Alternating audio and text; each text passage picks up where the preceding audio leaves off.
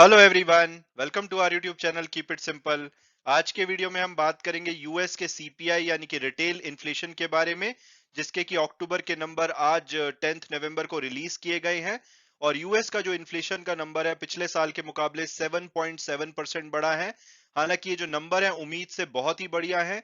ज्यादातर मार्केट के जानकार 8% की उम्मीद कर रहे थे, तो नंबर्स उम्मीद से बढ़िया है। और इसका इमीडिएट जो रिएक्शन है वो यूएस के जो फ्यूचर्स हैं, चाहे वो डो जोन्स हो या नेस्डैक हो, उसमें देखा गया है। इसमें अच्छी खासी बढ़ोतरी हुई है। और सिमिलरली एसजीएक्स निफ्टी में भी जो इमीडिएटली ये नंबर आने के बाद बढ़ोतरी देखी गई है।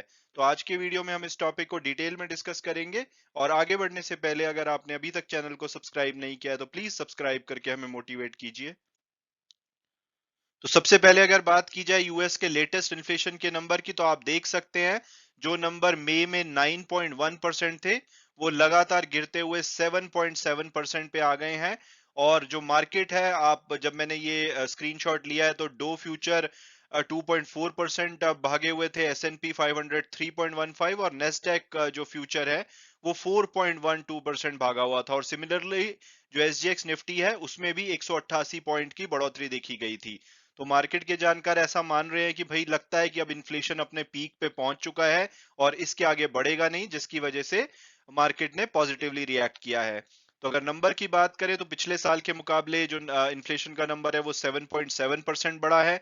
अगर हम पिछले महीने से कंपेयर करें यानी कि सितंबर से, तो ये नंबर 0.4% बढ़ा है।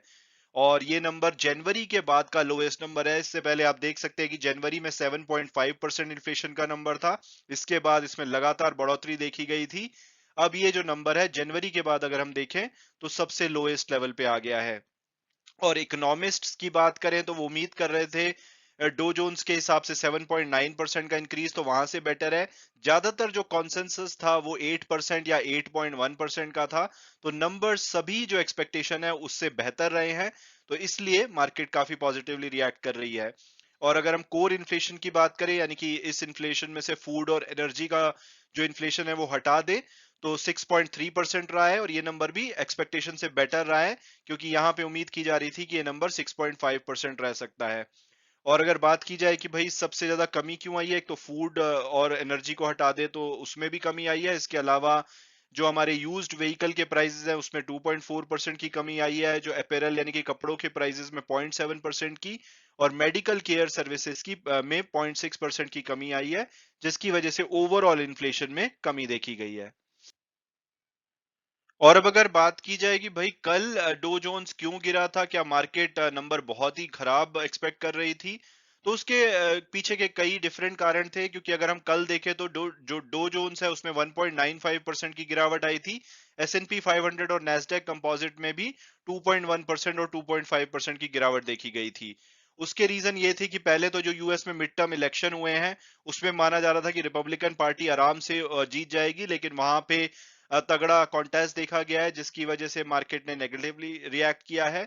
इसके अलावा जो आपने क्रिप्टो एक्सचेंज के बारे में सुना होगा कि बाइनेंस जो है अपने राइवल एफटीएक्स को एक्वायर करने का प्लान कर रहा था, लेकिन ये बैकआउट कर गए लास्ट मिनट पे, जिसके बाद जो बिटकॉइन का प्राइस है अगर आप देखेंगे तो 2020 के बाद के लोएस्ट लेवल पे पहुंच गया है। अगर हम एक साल में देखें तो इसमें 71% की कमी आई है। और इसमें काफी ज्यादा बड़ा इस न्यूज के बाद जब बाइनेंस ने बैकआउट किया कि भाई हम एक्वायर नहीं करेंगे एफटीएक्स को, तो इसमें कमी देखी गई है। तो इस वजह से कल जो यूएस के स्टॉक मार्केट है उसमें गिरावट देखी गई थी। लेकिन अब ये पॉजिटिव न्यूज आई है इन्फ्लेशन की, तो मार्केट ने पॉजिटिवली रिएक्ट किया है। और इसका ये भी उम्मीद की जा रही है कि जो अगली 13 और 14 दिसंबर को यूएस फेडरल रिजर्व की एफओएमसी मीटिंग होगी, उसमें शायद जो रेट है वो लगातार जो 0.75% बढ़ रहे हैं, इसमें जो पेस है उसमें कमी आए, शायद ये 0.5% या इवन उससे भी कम बढ़े इस बार। और अब अगर हम दूसरे देशों के इन्फ्लेशन से कंपेयर करें तो टर्की अभी भी 85% पे बैठा है, अर्जेंटीना 83% पे, यूरोपियन कंट्री चाहे वो नेदरलैंड हो, इटली, जर्मनी, यूके, सब में 10% से ज्यादा का इन्फ्लेशन है, रशिया में 12.6%। और यहाँ पे यूएस ने जो कि पिछले महीने 8.2% था वहां से इंप्रूवमेंट दिखाई है, अब ये 7.7% पे आ गया है। इंडिया का जो नंबर है अभी 7.4 है, हालांकि हमारे भी नंबर बेटर होने की उम्मीद है। जो हमारा डेटा है वो 14 नवंबर को शाम में रिलीज किया जाएगा, और उम्मीद है कि वो 6.7 से लेकर के 6.8 के बीच में रह सकता है। और आप ये देख सकते हैं मनी कंट्रोल का एक आर्टिकल है कि इस बार ये 6.7% रह सकता है फेवरेबल बेस की वजह से, क्योंकि पिछले साल इन्फ्लेशन इस टाइम पे बढ़ा हुआ था तो बेस फेवरेबल है। लेकिन ऐसा लगता नहीं है कि इसके बाद भी आरबीआई क्या रेट बढ़ाना कम करेगा। तो अभी के लिए उम्मीद ये है, बट 14 नवंबर को देखते हैं कि हमारे इन्फ्लेशन के नंबर कैसे रहते हैं। मैं उम्मीद करता हूं कि आपको ये वीडियो पसंद आया होगा और आपने कुछ नया जाना होगा। Thanks so much for watching the video and God bless you all.